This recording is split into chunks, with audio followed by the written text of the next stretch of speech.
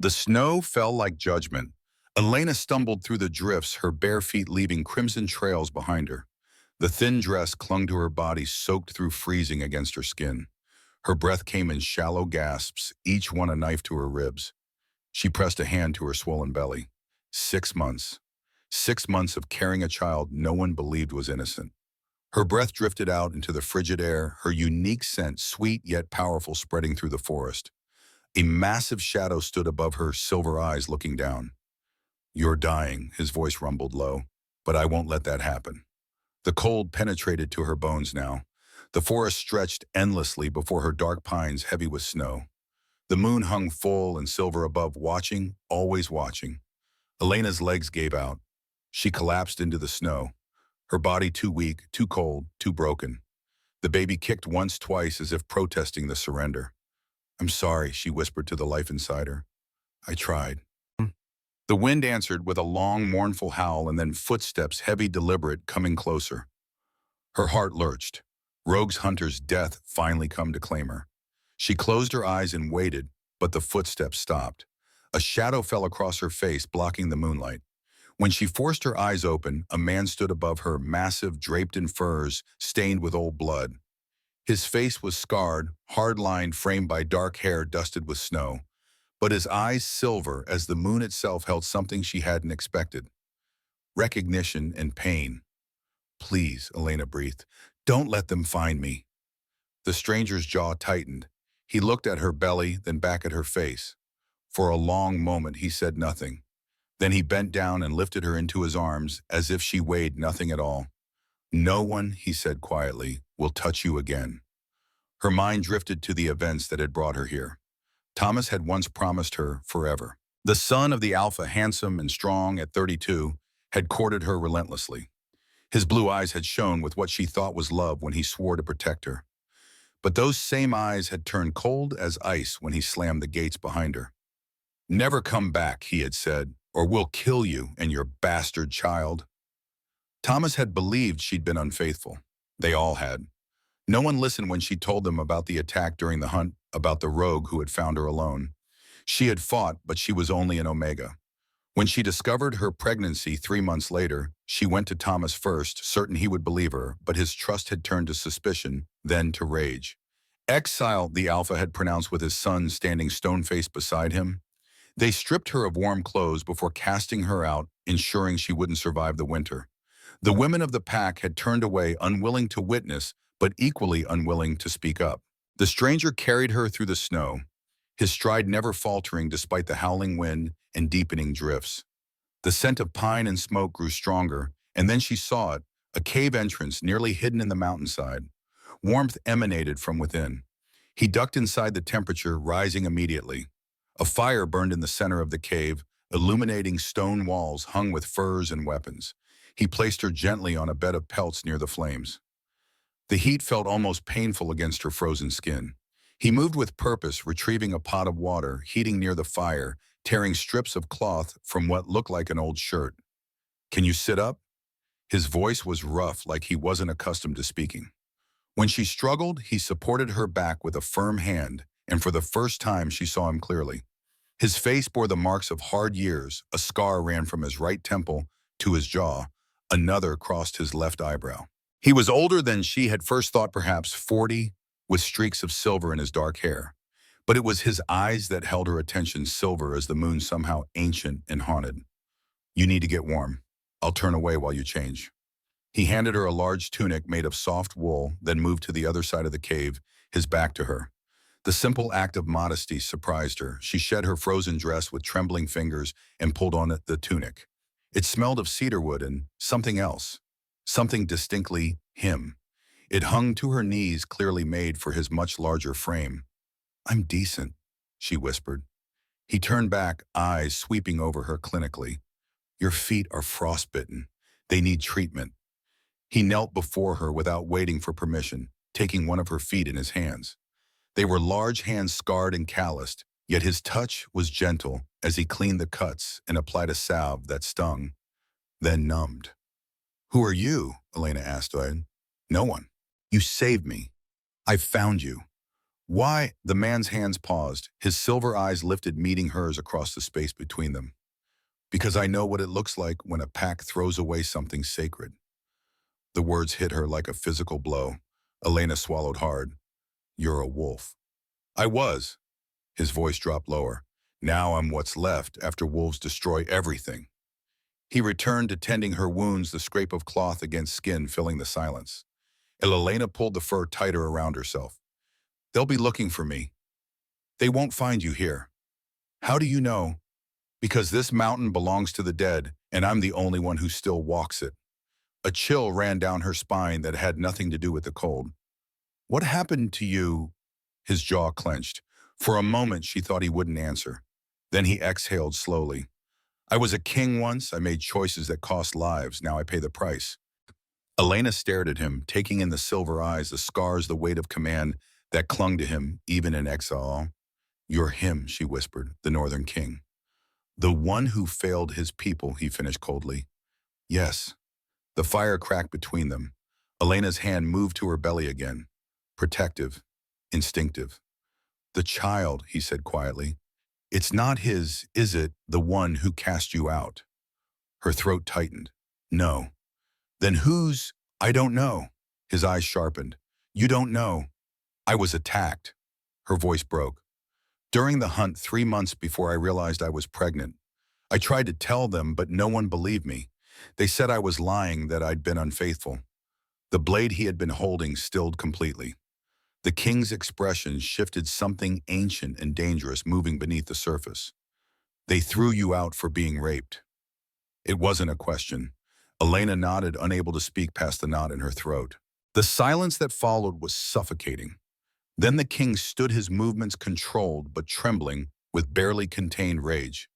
Sleep, he said, his voice like gravel. You're safe here. I swear it on the moon herself. He moved toward the cave entrance, pausing at the threshold. What's your name, Elena? He didn't offer his own, but as he disappeared into the snow, she heard him whisper to the wind. Forgive me, Luna. I should have been there for all of them. Elena slept for what felt like days, waking occasionally to find food and water beside her.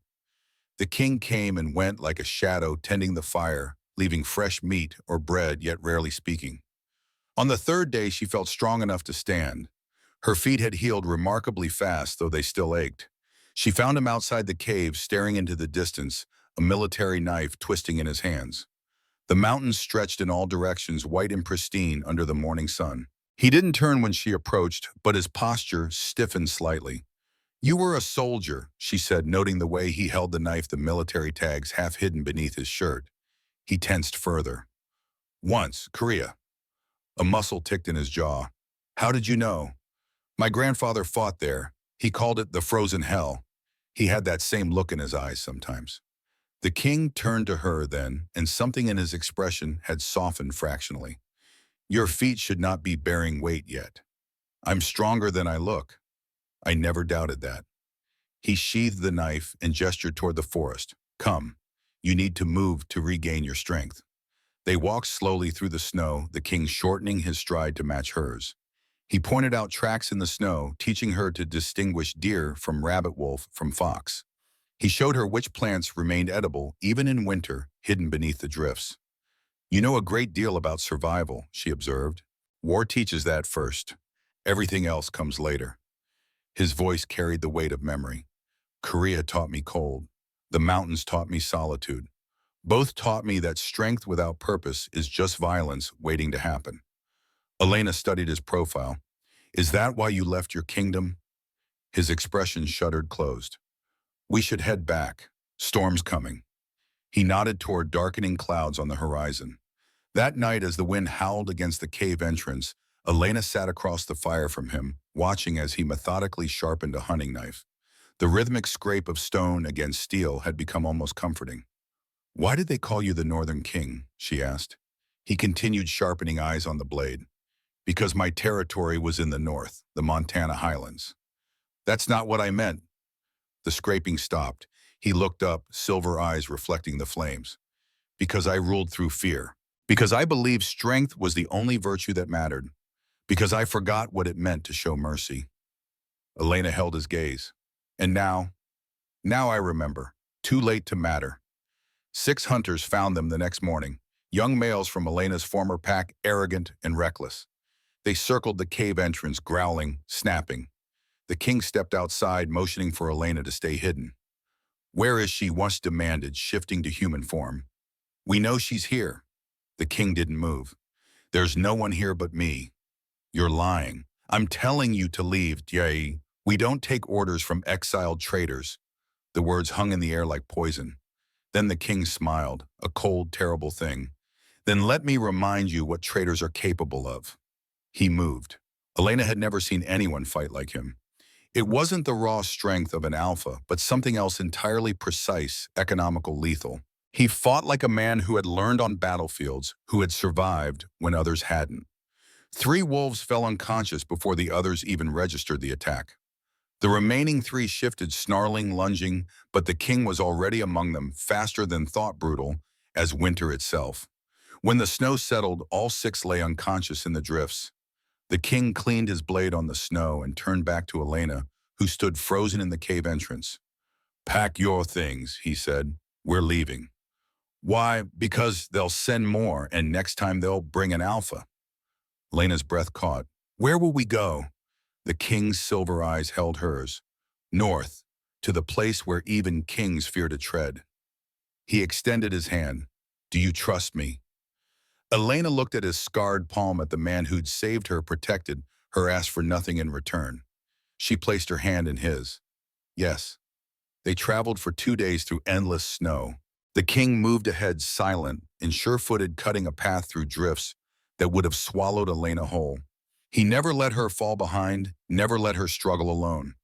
At night, he built fires with practiced efficiency and watched the darkness while she slept. She began to notice things. The way animals didn't flee from him, they watched, curious, as if recognizing something ancient. The way the wind seemed to shift around him, clearing paths. The way his silver eyes glowed brighter under the full moon, as if the goddess herself still claimed him. On the 3rd morning, they reached a valley hidden between 2 mountains. A temple stood at its heart. Ancient, crumbling, beautiful. White stone columns rose toward the sky, carved with wolves and moons and symbols Elena couldn't read. Snow covered everything, but underneath she could see traces of gold, silver, etched prayers. "What is this place?" she breathed. "The temple of first wolves," the king said quietly. "Where the goddess first blessed our kind, where kings used to come to seek her guidance. You've been here before. Once, a lifetime ago." His expression darkened. "I came to ask for strength. She gave me a warning instead." "What warning?" "That power without mercy destroys everything it touches." He looked at her then, and something shifted in his gaze. "I didn't listen." Elena's chest tightened. "Is that why you were exiled?" "I wasn't exiled. I left." His voice was raw. "After my choices led to a massacre. After I realized the throne had made me into something monstrous." "You're not a monster. You don't know what I've done. I know you saved me. I know you've protected me. I know you're trying to be better." She stepped closer. "That's not monstrous. That's brave." The king's jaw clenched. He turned away, shoulders rigid. "Come, there's something inside you need to see." They entered the temple. Inside, the air was warmer, touched by some lingering magic. Moonlight streamed through cracks in the roof, illuminating a central altar carved from obsidian. On it lay a silver crown. Lena stared. "Is that the crown of the Northern Kingdom?" "I left it here when I walked away." "Why, Pana?" "Because I no longer deserve to wear it." Elena approached the altar slowly. As she drew near, something strange happened. The crown began to glow. Soft at first, then brighter silver light, pulsing like a heartbeat. The king's eyes widened. "That's impossible." Elena reached out instinctively. The moment her fingers touched the metal, the world exploded into light. Visions slammed into her mind. Wolves running under moonlight, blood on snow. A woman with silver hair speaking words in an ancient tongue. A child crying in the dark. A king falling to his knees, broken and alone. And then a voice, deep, feminine, infinite. "Pathfinder, healer of the forsaken, mother of the new dawn." Elena gasped and stumbled back. The king caught her, his arms solid and warm. "What did you see?" he demanded. "Everything," her voice shook. "I saw everything. Your past, your pain. She looked up at him, tears streaming down her face. Your redemption. The king's expression cracked. There is no redemption for what I've done. Yes, there is. Elena placed her hand over his heart. You just have to choose it. The baby kicked hard as if agreeing. The king looked down at her belly, then back at her face. What are you, Gita? He whispered. I don't know, but the goddess called me Pathfinder. His breath caught. That's a myth. A wolf born once in 1,000 years, who can see the threads of fate, who can heal wounds that go deeper than flesh. Maybe that's why they rejected me. Maybe they sensed what I was and feared it. The king's hand moved to cup her face, gentle as snowfall. Then they were fools. His silver eyes held hers, and for the first time since she'd met him, she saw hope. That night, as snow fell softly outside the temple, Elena found the king standing before the altar, staring at the crown. He seemed smaller somehow, the weight of memory pressing down on his broad shoulders. She approached quietly, but he sensed her regardless. I was Lieutenant Garrett Morris, 23rd Infantry Regiment, he said without turning. Korea, 1951. I was 22 when they sent us to the frozen north. So many died. Men I was responsible for. He finally faced her, eyes haunted. I came home broken. When the change took me, the wolf welcomed the rage. It was easier than feeling the grief. Elena moved closer. You became Alpha. I became a monster wearing an alpha's skin. I built my kingdom through conquest, took what I wanted, punished any challenge. Until 3 years ago, when I led my warriors against a small pack in Idaho. They had something I wanted: territory, resources, power. They resisted.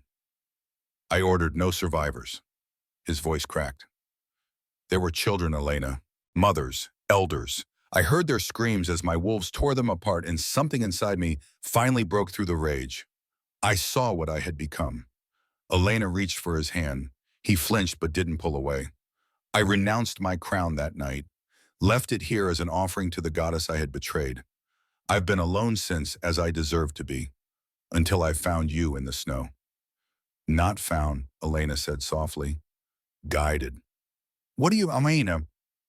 I'm a Pathfinder. I see the threads of fate that bind us all, and yours, Garrett, has always led to redemption. Even when you couldn't see it. He shook his head. You speak of myths and legends. I speak of what I saw when I touched the crown. The goddess has a purpose for you still. What purpose could she have for a broken king? To build something new, something better. Elena placed his hand on her belly. The baby kicked against his palm and his eyes widened. To protect a future you never thought you'd be part of. Garrett's expression softened, vulnerability breaking through the hardened exterior. For a moment he looked young again, like the soldier he'd been before war, and rage transformed him. Then his eyes changed, glowing silver in the dim light of the temple. I will protect you, he vowed, his voice carrying the weight of an oath. You and your child, with my life if necessary. I know.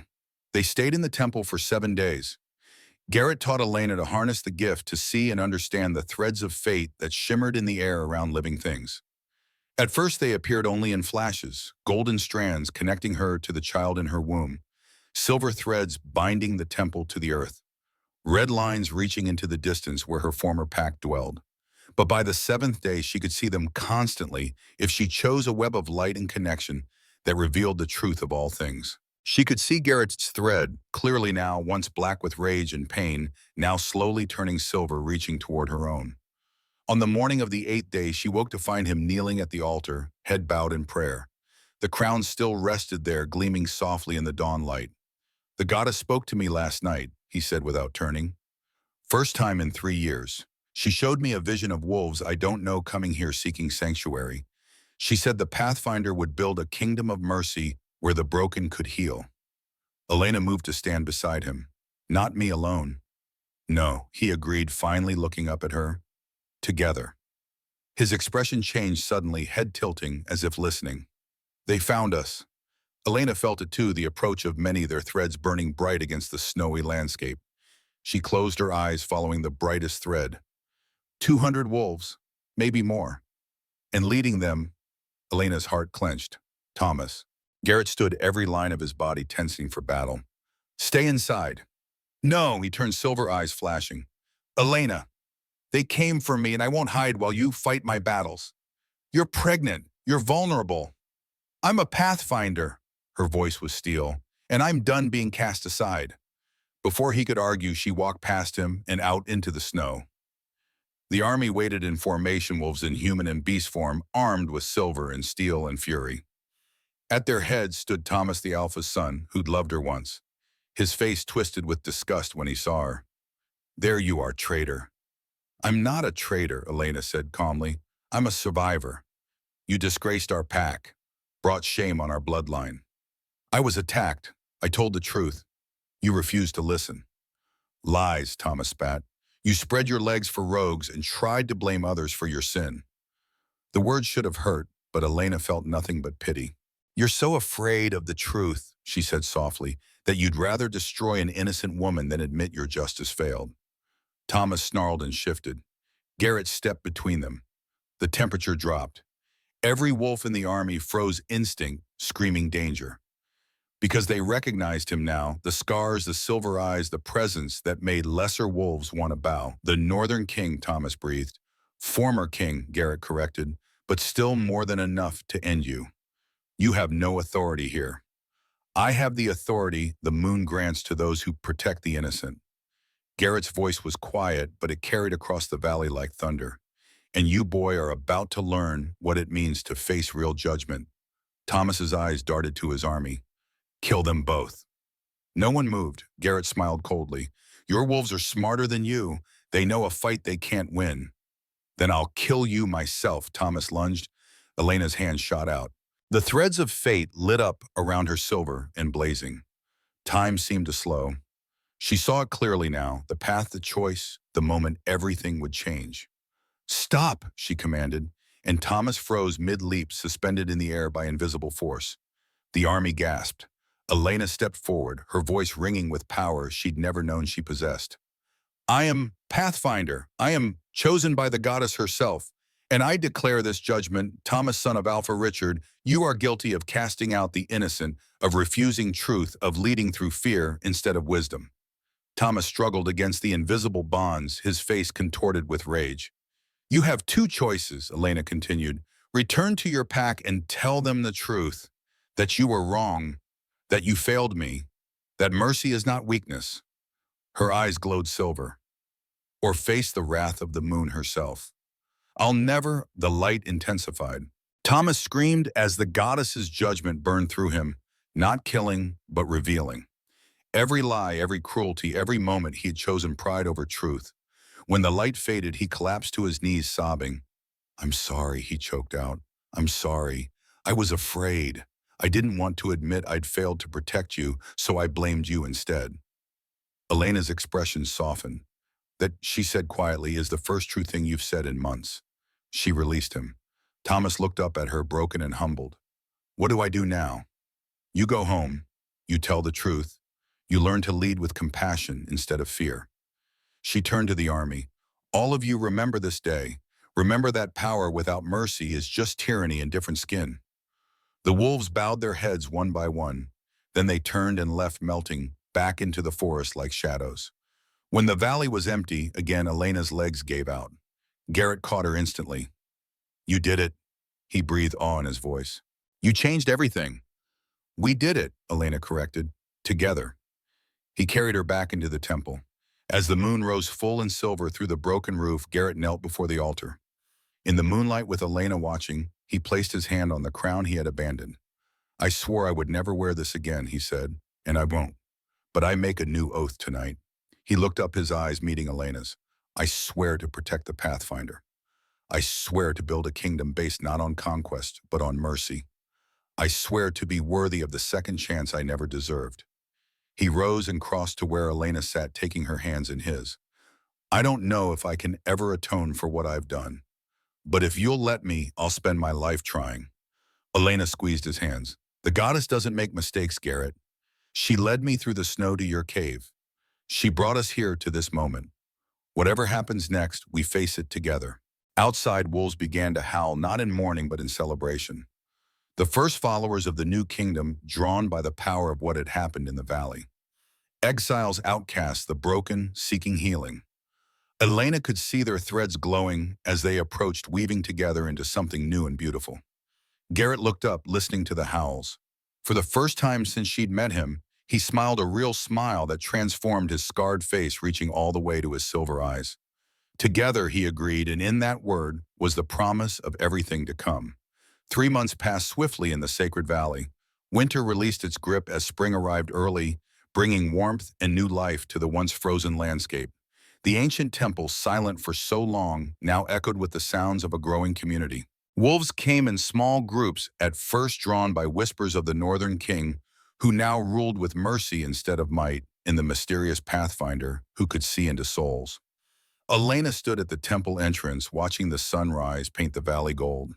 Her belly had grown considerably, now heavy with 8 months of pregnancy. She placed a hand against it, feeling the strong kicks of her daughter. She still marveled at how certain she was that the child would be female knowledge that had come to her through the silver threads she now saw constantly, if she wished. They're back. She turned to find Garrett approaching, his silver eyes reflecting the dawn light. The past months had softened him somehow. The hard edges remained and the battle scars would never fade, but there was life in his face again. Purpose. His hair was pulled back from his face, revealing the strong line of his jaw, no longer perpetually clenched in anger or grief. 3 more families, he said, nodding toward the forest's edge where a small group of wolves emerged from the trees. Outcasts from a pack in Oregon. Elena studied the newcomers through the veil of fate threads that only she could see. The alpha male was injured in a territory dispute. The pack saw weakness and rejected him. Garrett nodded, unsurprised by her insight. He had grown accustomed to her abilities, even come to rely on them. I'll welcome them. Before he could turn away, she caught his hand. Wait. Her fingers intertwined with his. The touch still sent warmth cascading through her, a reaction she tried to hide. Something's troubling you. He hesitated, then sighed. 20 wolves arrived in the night while you slept. They're camped at the north end of the valley. And one of them is Thomas. Elena stiffened. She hadn't seen or heard from the Alpha's son since that day 3 months ago when she had revealed his lies and sent him home to make amends. What does he want? To speak with you, alone. The last word carried the weight of Garrett's disapproval. You don't trust him. I don't trust anyone where your safety is concerned. Garrett's eyes drifted to her belly, his expression softening. Over the months, he had become increasingly protective of both her and the unborn child, though he carefully maintained certain boundaries between them, never presuming upon her beyond their growing friendship. I'll see him, Elena decided, but not alone. You'll be with me. Relief flickered across his features, quickly masked. As you wish. Later that morning, Thomas stood before them in what had once been the temple's inner sanctuary. Sunlight streamed through the partially collapsed ceiling, illuminating dust motes dancing in the air. Thomas looked thinner than Elena remembered, his handsome face gaunt with strain, his once proud posture now hesitant. Thank you for seeing me. His voice was rough, lacking the arrogance that had once defined him. His eyes dropped to Elena's prominent belly, then quickly away. Speak your piece, Garrett said, standing slightly behind Elena's right shoulder, a position that allowed him to move quickly if necessary. Even now, months into peace, the soldier in him remained vigilant. Thomas swallowed. I've come to officially relinquish any claim on Elena and her child. He withdrew a scroll from his jacket. This is signed by my father, Alpha Richard. Our pack acknowledges Elena as Pathfinder, sacred to the goddess, and recognizes her freedom and authority in that of her child. Elena sensed Garrett's surprise, matching her own. Such a document was rare, a formal abdication of pack rights. Why now? She asked. Because what you showed to me that day was true. Thomas couldn't meet her eyes. I knew you had been attacked. I found evidence afterward tracked the rogue's scent. But admitting that meant admitting I had failed to protect my intended mate. My pride couldn't bear it. His voice broke slightly. I've spent these months atoning, telling the truth. Many in our pack wish to follow me here to join what you're building.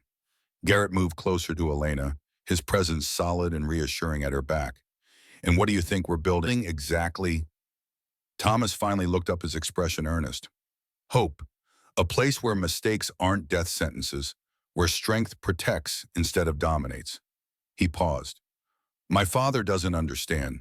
He thinks what you're doing will destroy pack hierarchy, lead to chaos. That's why he sent me with the scroll as a gesture of respect, but also as a warning. A warning, Elena prompted. The Alpha Council has called a meeting. All territorial leaders will attend. Your kingdom will be discussed. Garrett stiffened. The council has no authority over us. No, Thomas agreed, but they have armies. Combined, they could overwhelm even your growing numbers. He hesitated again. My father says if you appear before the council, voluntarily present your case, they might officially recognize your sovereignty. Elena could feel the tension radiating from Garrett. The Alpha Council represented everything he had once been part of, the old order he had both served and then rejected. She touched his arm lightly. When is this meeting? 1 month from now, at the Southern Fortress. Thomas extended the scroll. I've fulfilled my obligation by delivering this message, but I would ask permission to stay to join your pack, to try to make amends. Elena looked to Garrett, whose jaw had tightened. Through the threads of fate, she could see the conflict within him, distrust of Thomas battling with the principle of second chances upon which their new kingdom was founded. Your past actions hurt Elena deeply, Garrett said finally. It's her decision. Thomas turned pleading eyes to her. She studied him through the threads, seeing the genuine remorse, the desire to atone. You may stay, she said, but you will have to earn trust. No special position, no authority based on your former status. Relief washed over Thomas's face. Thank you. I'll prove my worth. As he departed, Garrett moved to the temple window, staring out at the valley where dozens of wolves now made their home. The council meeting is a trap, he said quietly. Richard is too cunning to surrender so easily. I know, Elena joined him, her shoulder brushing his, but we have to go anyway. It puts you at risk, both of you. His gaze dropped to her belly. Everything worthwhile involves risk, Garrett. She used his name deliberately. It still felt intimate, somehow a privilege he had granted few others. His silver eyes met hers, concern evident. The child will come before then. Yes, all the more reason to secure recognition for our kingdom, for her future. Garrett's expression softened. He had been present through every stage of Elena's pregnancy, ensuring she had the best care, the most comfort possible. Though the child wasn't his, he had slowly begun to show interest, asking questions, bringing small gifts, a carved wooden rattle, a blanket softer than any Elena had ever touched. You've never said what you'll name her, he said. Aurora, Elena replied without hesitation. It means dawn. Aurora, he repeated as if testing the sound, perfect for the daughter of a new beginning. 2 weeks later, under the full moon of early summer, Elena's labor began. The women of the pack prepared a birthing chamber in the eastern wing of the temple, where Garrett had built comfortable living quarters for her months earlier. Ancient tradition dictated that male wolves remained outside during birth, but Elena refused to follow this custom. I want you with me, she told Garrett when the first pains came. The request clearly surprised him, but he nodded solemnly, the honor of her trust evident in his expression. The labor was long. Through the night and into the following day, Elena fought to bring her daughter into the world. Garrett never left her side, his large hands steady when she needed support, his voice a constant anchor. You're strong, he murmured. You're brave. You're going to be an incredible mother. When Aurora finally arrived, her first cry sounding like moonlight made music, Garrett held the child with reverence, tears streaming down his scarred face. She's perfect, he breathed. But the most astonishing moment came minutes later, when Aurora, still slick with birth, shifted form before their eyes, becoming a tiny wolf pup, with silver eyes then shifting back to human. The attending midwives gasped in shock. No wolf child in recorded history had ever shifted at birth. It typically took years to develop such control. Goddess blessed, whispered the oldest midwife, backing away slightly in awe. Elena cradled her daughter, exhausted but elated. She has your eyes, she told Garrett softly, looking at the silver irises identical to his own. He seemed unable to speak, overcome with emotion. When he finally found his voice, it was rough with feeling. A miracle, he said simply, like her mother. That night, as Elena rested with Aurora sleeping beside her, Garrett sat watch at the window, his protective instincts heightened to an almost painful degree. The moon bathed the valley in silver light, illuminating the dozens of wolves who had gathered to honor the birth of the Pathfinder's daughter. Their howls rose in celebration, carrying news of Aurora's arrival to packs for hundreds of miles. They're singing her name to the stars, Garrett said softly.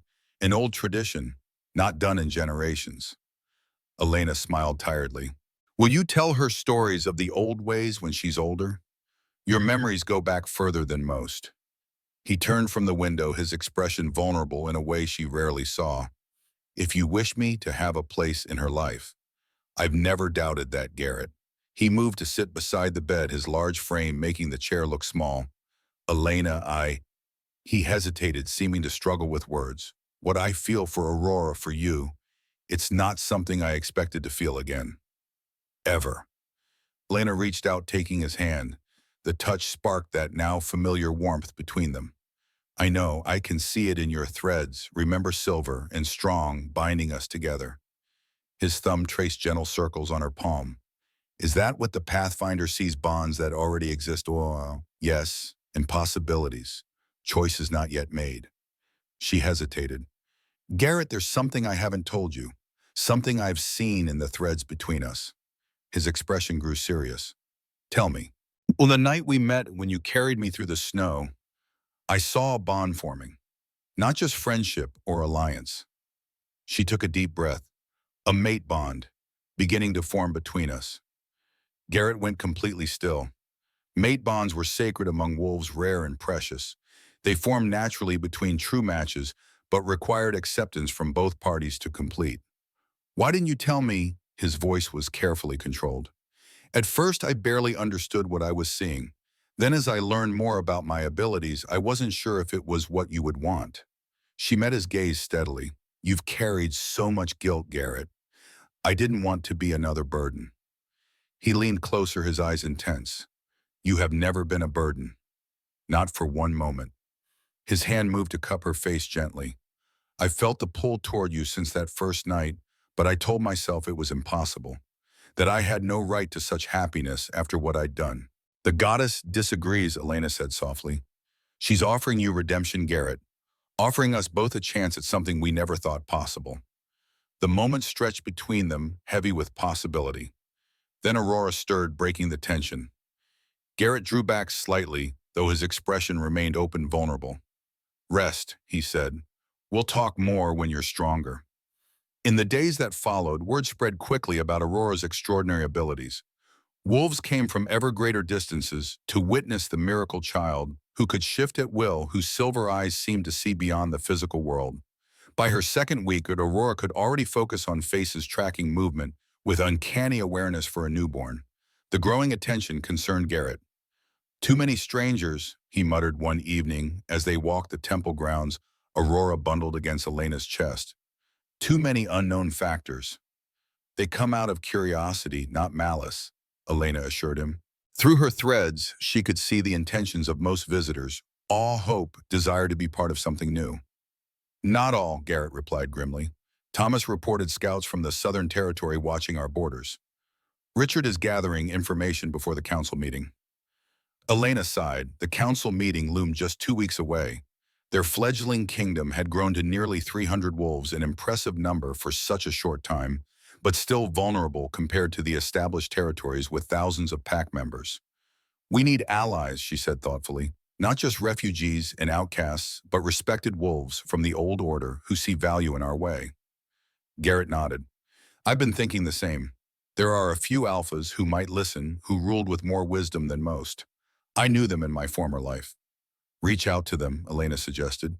Invite them here to see what we're building before the council meeting. And if they betray us, report our defenses, our numbers. Then we'll know where they stand. She smiled up at him.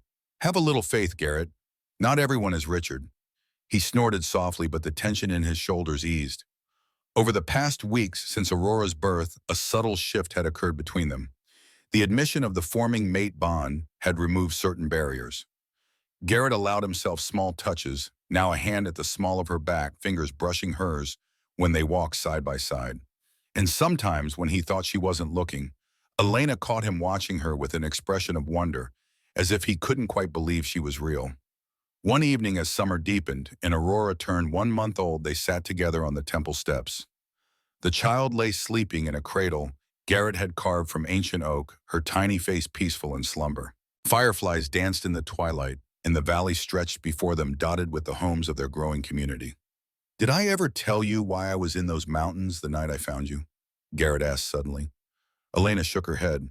It was a question she'd wondered about but never asked. "It was the anniversary of the massacre. 3 years to the day since I ordered my wolves to slaughter that Idaho pack." His voice was quiet, matter-of-fact. "Every year I return to the site, speak their names, remember what I did." "A penance," Elena said softly. "Yes, I was returning from there when I caught your scent in the storm." His silver eyes reflected the fading light. "I almost didn't investigate. Almost continued home. One more choice and our paths never would have crossed." "But they did cross," Elena said. "The goddess was guiding us both." Garrett was silent for a moment.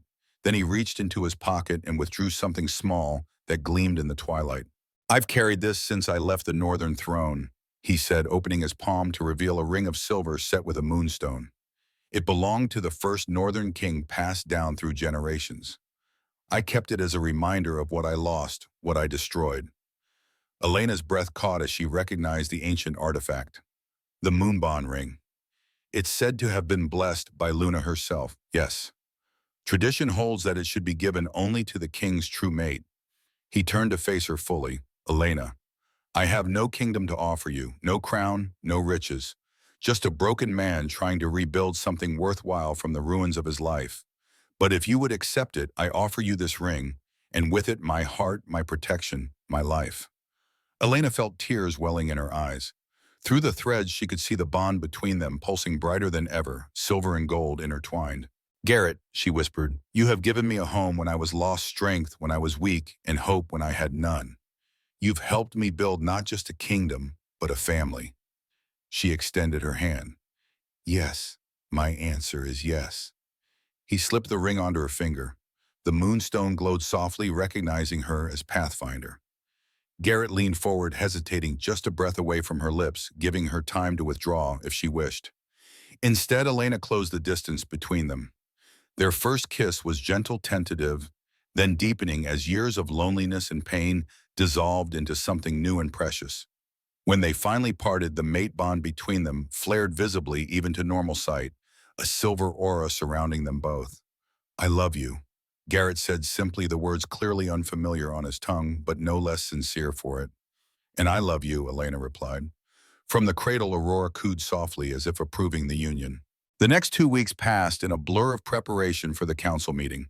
Garrett sent messages to potential allies, while Elena worked with their growing community to strengthen defenses and establish governance structures. Thomas proved surprisingly valuable, providing insight into his father's thinking and the likely positions of other council members. "The key is to present unity," he advised during a planning session. "They expect dissent chaos.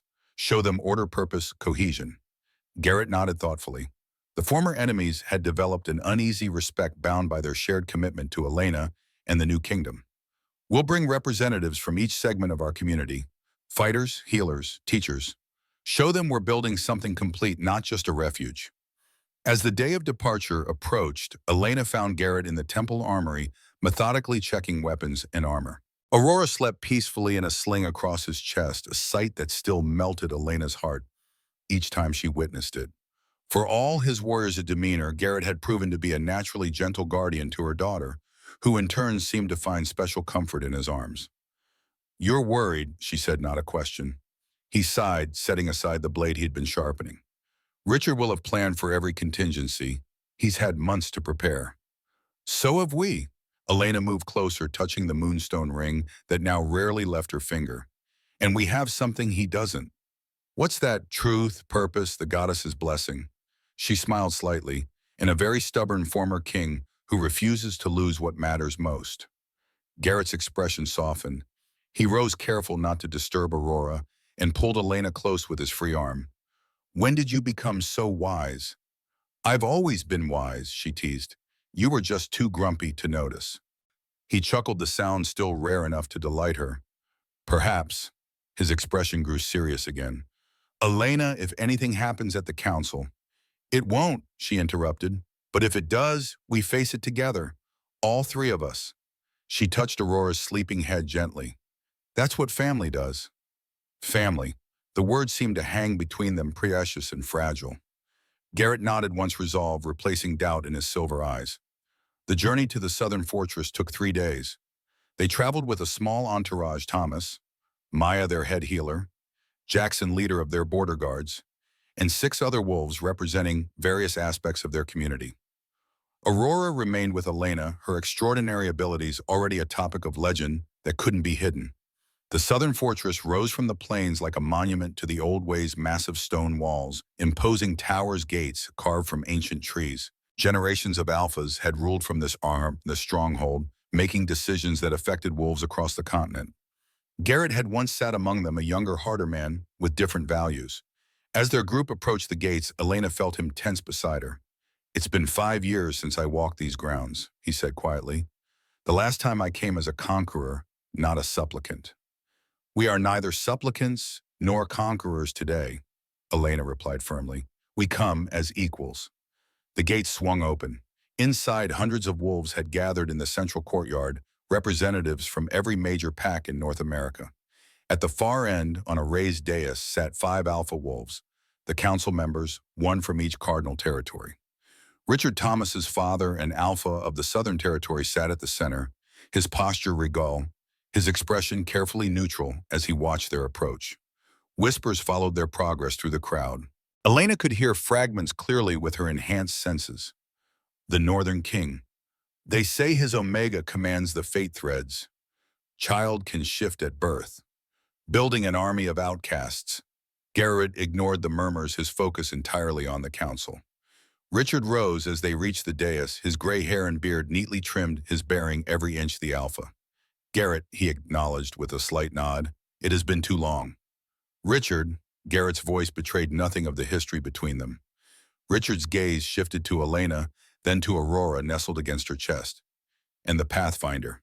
He pronounced the title with just the slightest emphasis, neither believing nor disbelieving. "Welcome to the Southern Fortress." Elena stepped forward. "We come at the Council's invitation to discuss the recognition of the Northern Kingdom's sovereignty." A thin smile touched Richard's lips. "Indeed. Though some might question whether a collection of refugees and exiles constitutes a kingdom at all." Before Garrett could respond, Elena spoke again. "We represent 300 wolves who have chosen to live under our protection and guidance. By any definition, that is a pack. By any measure of our achievements, that is a kingdom." Murmurs rippled through the assembly. Richard's smile tightened fractionally. "The council has concerns," he said, voice carrying to all present. "You accept rogues, exiles, criminals. You offer sanctuary without vetting. You undermine pack authority." "We offer mercy," Garrett replied evenly, "something the old ways have forgotten." "Mercy makes you weak." "Mercy made us a kingdom," Elena countered. She stepped forward, positioning Aurora more visibly. "While you hoard power and crush dissent, we build something better. A place where strength means protecting the vulnerable, where justice doesn't require cruelty." "Idealistic nonsense," scoffed one of the other council members, an elderly alpha with cold eyes. "Then why are your wolves defecting?" Garrett asked quietly. "Why have 12 of your pack members requested asylum in our territory this month alone?" Richard's face flushed slightly. "You steal our people." "We welcome those you failed." Garrett's voice was ice. "And we will continue to do so because the goddess gave us this gift for a reason." "The goddess abandoned you," Richard snapped, his composure cracking. "You're a fallen king playing at redemption." "No." Elena's voice rang out, echoing through the hall. "He's a redeemed king, building something your pride could never create." She raised her hand. The silver threads appeared visible to all, an unprecedented display of Pathfinder power. The assembly gasped as they saw the fate lines connecting every wolf in the room, threads of loyalty, fear, hope, and desperation. "I see everything," Elena said softly. "Every choice, every consequence, and I see what your leadership has wrought. Fear, suffering, and wolves desperate enough to risk death for a chance at mercy." The threads pulsed, showing truth none could deny. Richard's thread was black with wrought decades of choosing power over compassion, control over trust. He saw it too, and for the first time in his life, the alpha looked afraid. "What do you want?" he whispered. "Peace," Garrett said. "Recognition of our sovereignty and an understanding. We will continue to offer sanctuary to any wolf who seeks it. Any who harm them will answer to us. And if we refuse, one of the other alphas demanded. Elena smiled, gentle and terrible. Then the goddess will judge you as she judged Thomas, as she judges all who choose cruelty over mercy. The silence stretched heavy with tension. In Elena's arms, Aurora chose that moment to wake, shifting smoothly to wolf pup form, then back to human. Her silver eyes, so like Garrett's, surveyed the assembly with impossible awareness for one so young. The sight seemed to affect the council deeply, as if the goddess herself had offered a sign. Finally, Richard bowed his head. The Northern Kingdom is recognized, he said, the words clearly costing him, with borders as established by current settlement, governance as determined by King Garrett and Queen Elena. One by one, the other alphas bowed their acknowledgement. Elena felt Garrett's surprise and satisfaction through their strengthening mate bond. They had won not through force or intimidation, but through truth.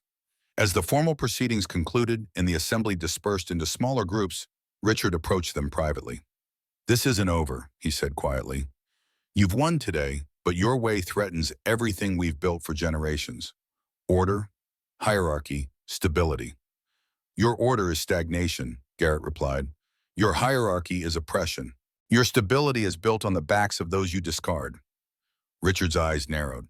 "We shall see which path endures, old friend."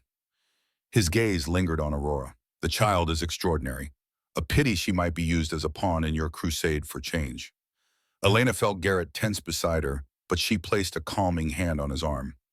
"Aurora is no pawn, Richard. She is the future. One you're welcome to be part of if you can set aside your fear and pride." The alpha's expression flickered with something unreadable. "We all make our choices," he said finally. "Time will reveal their wisdom." He turned and walked away, shoulders straight, head high, every inch the ruler unwilling to bend. "He won't give up so easily," Thomas said, joining them after his father departed.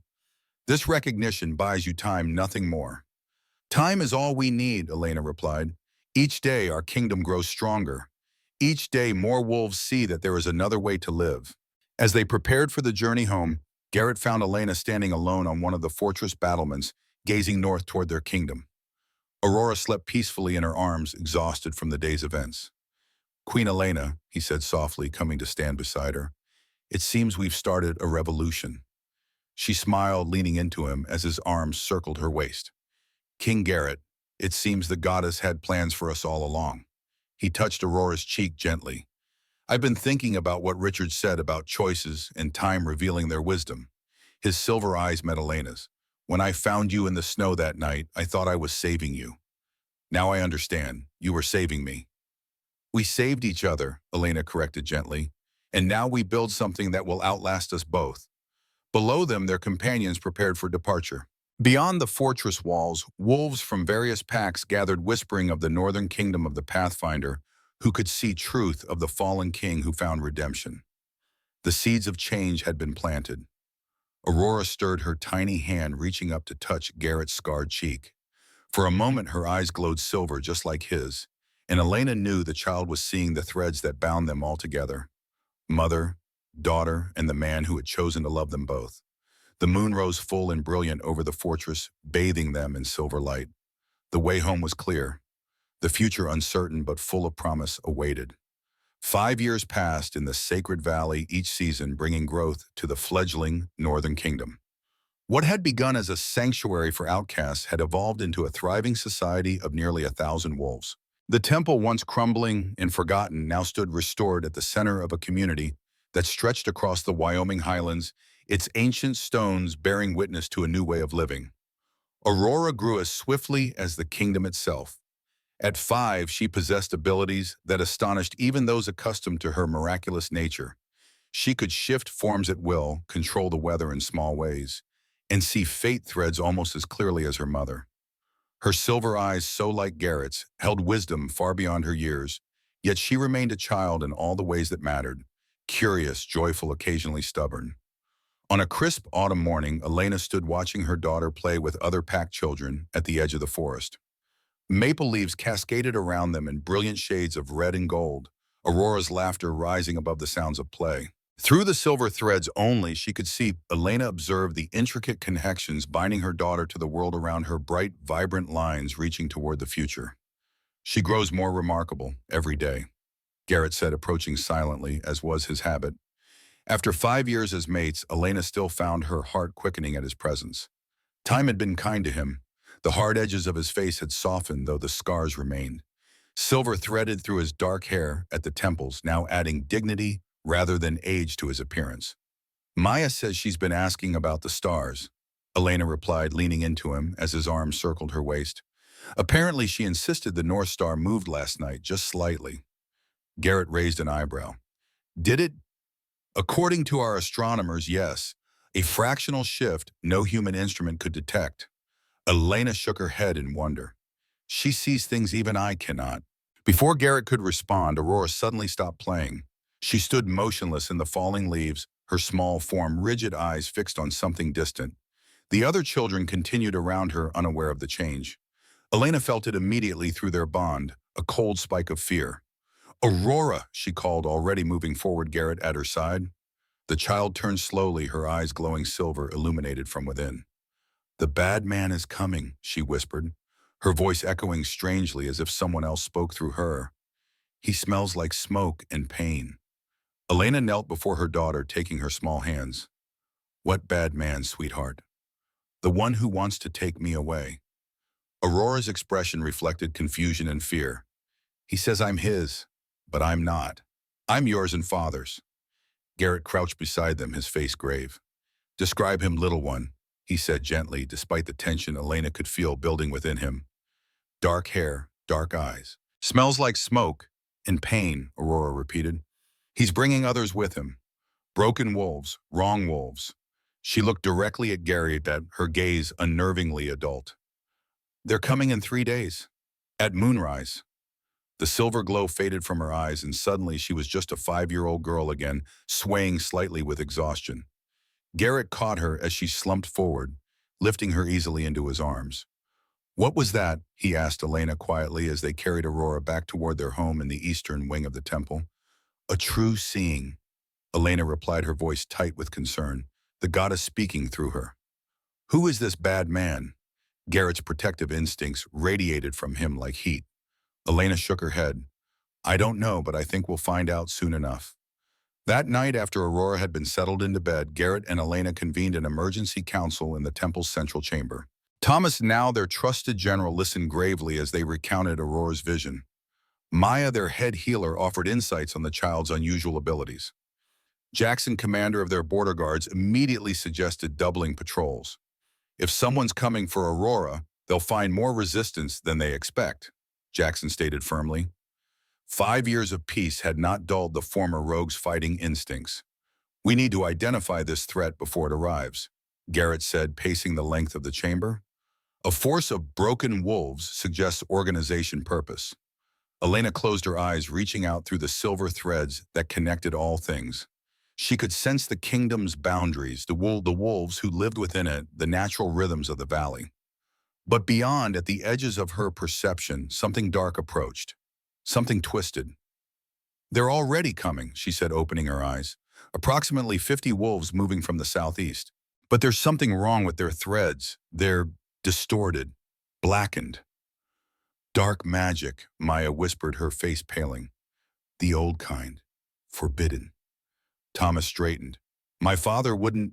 No, Elena interrupted. This doesn't feel like Richard. This is something else. Something older. Garrett stopped pacing, his expression hardening into the battle mask he rarely wore these days. I want evacuation plans for the non-combatants. Safe houses established in the northern caves. Aurora goes to the most secure location with our strongest guards. I'm staying with her, Elena said firmly. He met her gaze across the chamber. Through their mate bond, she felt his fear for them, his desperate need to protect. Elena, my place is with our daughter Garrett. You know this. After a moment, he nodded once, acknowledging the truth of her words. Thomas, coordinate with Jackson on defenses. Maya, prepare your healers for potential casualties. I want everyone alert and ready. His voice carried the weight of command, reminding everyone present that beneath the wise king was still the warrior who had once ruled through strength. As the council dispersed to their tasks, Garrett and Elena returned to check on Aurora. The child slept peacefully, untroubled by the storm gathering around her. Moonlight spilled through the window, illuminating her small form beneath the furs. "What if this is about her blood?" Elena said quietly, voicing the fear that had been growing since Aurora's vision. "What if someone believes they have a claim on her?" Garrett's jaw tightened. "No one has a claim on her except us." "But what if the wolf who attacked me—" "It doesn't matter," Garrett interrupted firmly. "Blood doesn't make family, Elena. Love does. Choice does." He knelt beside Aurora's bed, gently brushing a strand of hair from her face. "She is our daughter. Nothing will change that." Elena placed a hand on his shoulder, drawing strength from his certainty. "What are you thinking?" His silver eyes gleamed in the moonlight. "That instead of waiting for them to find us, perhaps we should find them first." 2 days later, Garrett and Elena led a small force of their most skilled fighters toward the southeastern border of their territory. They had left Aurora in the secure northern caves protected by Thomas and a dozen loyal guards. The separation tore at Elena's heart, but she knew confronting the threat away from their daughter was the wiser course. The autumn forest spread around them, quiet and watchful. Elena moved with the silent grace of a wolf, while Garrett advanced with a soldier's precision, every sense attuned to potential danger. Behind them, 20 of their best-followed wolves who had proven their loyalty and skill over the years. "There," Elena whispered, pointing to a thin column of smoke rising above the trees a mile distant. Through the fate threads, she could see the twisted, blackened aura emanating from that location. Garrett signaled the others to spread out, flanking the position. "How many?" Elena focused, counting the distorted threads. 47, and one different, stronger, the source of the corruption. They advanced cautiously through the underbrush. As they drew closer, the scent reached them. Smoke, unwashed bodies, and something else. Something chemical and wrong. They crested a small rise and looked down into a clearing where the intruders had made camp. The sight chilled Elena to her core. Wolves in both human and beast form moved about the clearing, but their movements were jerky, unnatural. Their eyes were wrong black where they should be, colored empty of anything resembling sanity. At the center of the camp stood a man beside a large fire, tall, muscular, with dark hair and eyes just as Aurora had described. Scars covered his exposed arms and face, telling the story of countless battles. "Maddox," Garrett breathed the name, a curse on his lips. Elena glanced at him in surprise. "You know him, Sergeant Marcus Maddox. He served under me in Korea." Garrett's expression was grim. "He was captured near the Chosin Reservoir. We searched for weeks, but intelligence reported he died in a prison camp." Clearly, they were wrong. "What happened to him? To them?" Elena gestured toward the unnatural wolves. "Dark magic," Garrett replied. "Old blood magic that twists the mind, corrupts the soul. It was forbidden centuries ago." Elena studied the threads connecting Maddox to the other wolves. Blackened strands of control and domination, nothing like the natural bonds of pack or family. He's controlling them, like puppets. "We need to end this now before they reach the kingdom." Garrett's hand moved to the knife at his belt. "Wait," Elena caught his arm. "We need to know why he's here, why he wants Aurora." Garrett's eyes flashed dangerously. "Does it matter he threatens our daughter?" "It matters if he's not working alone." Elena held his gaze. "If someone sent him someone like Richard, we need to know." After a moment of internal struggle, Garrett nodded. "We approach openly, offer one chance for him to explain and depart. If he refuses," he left the consequence unspoken. They descended into the clearing, side by side, their fighters remaining hidden in the trees as backup. The corrupted wolves noticed them, immediately growling and circling, but making no move to attack without their master's command. Maddox turned slowly from the fire, his dark eyes finding them unerringly. "The great king and his broken queen," he drawled, a twisted smile revealing blackened teeth. "Come to negotiate. Come to end this," Garrett replied. "The child is not yours to claim." Maddox's smile widened. "She's mine. I can smell my blood in her veins." "Your blood never touched her," Elena said coldly. "The child you think you sired died. The goddess gave me Aurora afterward as a gift." "Lies," Maddox spat into the fire. "Truth." Elena's eyes began to glow silver. "Look at the threads if you dare." She raised her hand and the fate lines appeared visible to all present. Maddox's thread was blackened, twisted, ending in violence and madness. Aurora's thread was pure silver, untouched by his darkness, as so connected to Elena and Garrett through bonds of love and choice. No blood connection at all. Maddox snarled reality crashing into delusion. Then I'll take her anyway. Raise her. Make her mine through force. No, Garrett said quietly. You won't. The fight erupted with explosive violence. Maddox signaled his corrupted wolves who attacked with mindless ferocity. Elena and Garrett fought back to back her Pathfinder abilities guiding their movements, his combat experience turning defense into devastating counterattacks. Their hidden fighters emerged from the forest engaging the enemy with disciplined coordination. But the corrupted wolves felt no pain, feared no injury. They continued fighting even with wounds that would incapacitate normal wolves driven by the dark magic controlling them. The battle raged through the clearing, blood soaking into the autumn leaves, the air filled with snarls and cries. Elena focused on Maddox, tracking him through the chaos. He fought with unnatural strength, enhanced by the same dark power he had used on his followers. She saw him target Garrett, specifically recognition and hatred in his eyes. Northern King, Maddox spat as their blades locked. You abandoned me in Korea, left me to rot in prison, and now you think you deserve happiness. Garrett stumbled as if physically struck. Marcus, impossible. I searched for you. They said you were dead. They lied, or you did. Maddox pressed his attack, driving Garrett backward.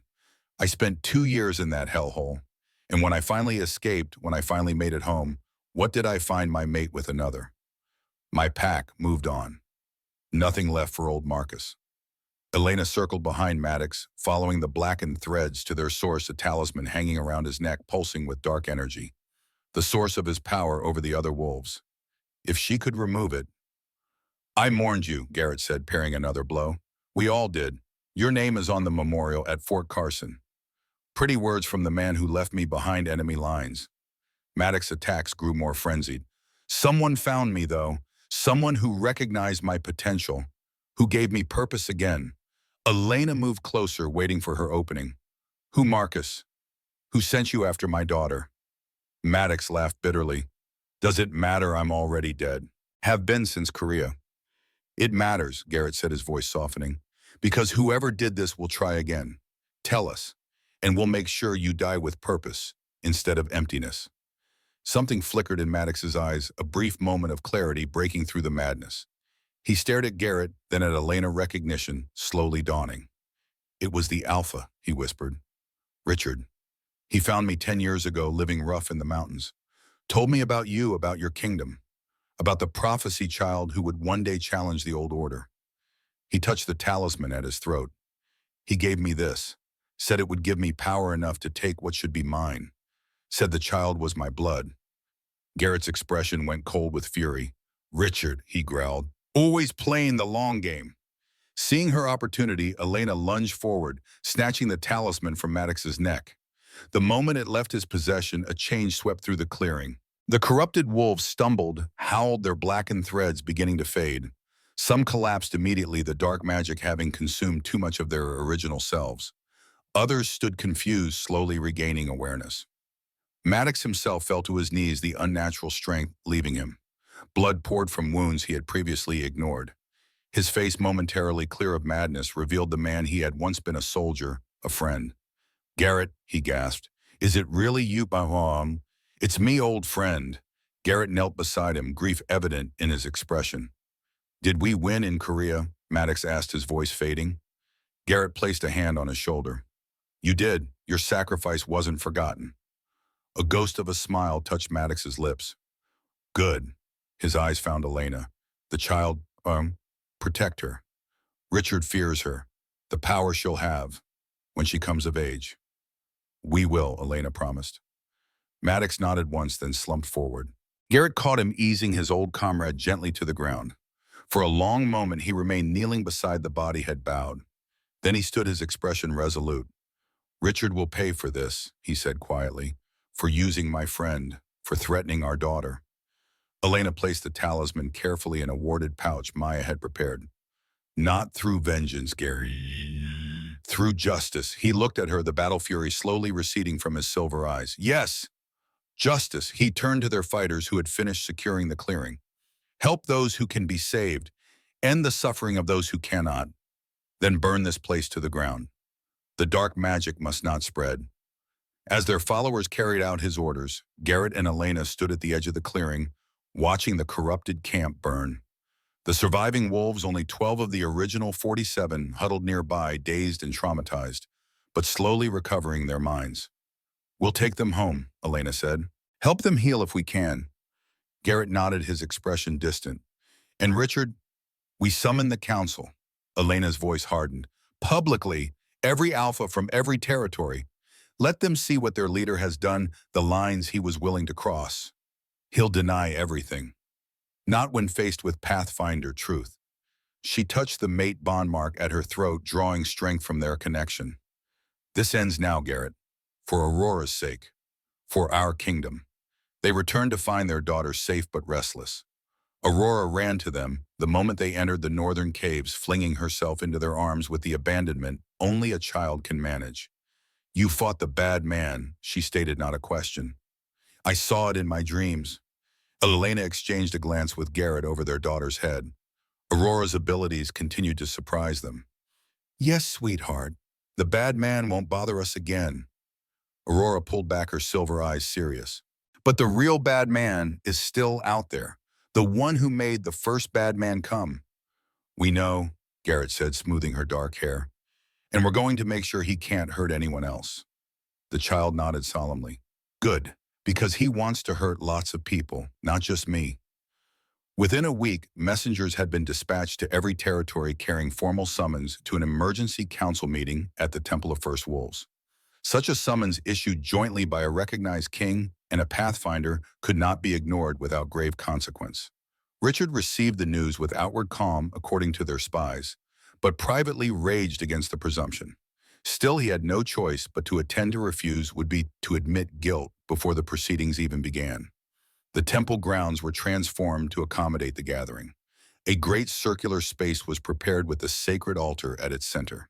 Representatives from every major pack in North America would witness the proceedings, ensuring that whatever transpired could not be hidden or denied later. On the appointed day, Aurora turned to her parents as they prepared to leave for the ceremony. I want to come, she said firmly. Elena hesitated. Sweetheart, these proceedings may become unpleasant. I know. Aurora's small face was determined. But I need to be there. The goddess says so. Garrett and Elena exchanged glances. They had learned not to dismiss their daughter's statements when she spoke with such certainty. Through their bonds, both mate and parental, they could sense her conviction. Very well, Garrett said finally, but you stay with us at all times. Aurora smiled, her silver eyes lighting up. Always. The council members arrived throughout the morning. 4 of the 5 took their places without incident, but Richard was the last to appear, flanked by his personal guards. He entered the sacred circle with head-high acknowledgement, but not deference in his nod toward Garrett and Elena. An unusual venue for council business, he commented, glancing around at the ancient temple. Though I suppose we must accommodate our host's theatrical tendencies. This is not theater, Richard, Garrett replied evenly. This is judgment. Richard's eyes narrowed slightly, then fell on Aurora, standing between her parents. Something flickered in his expression. Calculation, perhaps, or surprise at her resemblance to Garrett, despite their lack of blood connection. The miracle child, he said. I've heard much about your unusual abilities, little one. Aurora met his gaze steadily. You sent the broken man to take me away. A ripple of murmurs spread through the assembled witnesses. Richard's face remained impassive. Children have such vivid imaginations. This isn't imagination. Elena stepped forward. We have proof of your involvement with Marcus Maddox, of your use of forbidden blood magic, of your attempt to kidnap our daughter. Richard smiled thinly. Accusations require evidence, Pathfinder. Not the ramblings of a disturbed veteran or a precocious child. Evidence, Garrett said like this. He nodded to Thomas, who brought forward the warded pouch containing the talisman taken from Maddox. Maya, their healer, opened it carefully. The talisman pulsed with dark energy, even now its malevolent purpose clear to all with sensitivity to such things. Blood magic, she announced, forbidden by wolf law for over 5 centuries. The penalty for its use is death. And you claim I provided this trinket. Richard's voice remained calm, but Elena could see his threads darkening with fear. Not just claim, Elena replied. She raised her hand and the fate threads appeared visible to all present. With her other hand, she touched the talisman. Immediately, a blackened thread connected it directly to Richard, impossible to deny or disguise. The evidence is written in the fabric of fate itself. Gasps and exclamations filled the circle. Richard's composure finally cracked, his face twisting with fury. You prove nothing, a parlor trick manipulated to serve your purposes. It is truth, said the eldest council member rising from his seat. I have seen Pathfinder justice before in my youth. It cannot lie. One by one, the other council members stood distancing themselves from Richard. He looked around wildly, seeing his support crumbling.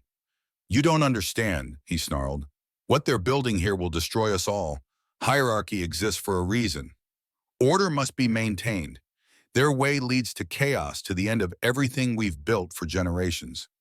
No, Richard, Garrett said quietly. Our way leads to evolution, to growth, to a future where strength serves rather than dominates. He approached his former friend slowly. You feared change so much that you were willing to corrupt my old comrade, to target an innocent child, to violate our most sacred laws. The old laws are the only thing standing between us and extinction. Richard's control had completely shattered, now revealing the frightened man beneath the alpha exterior.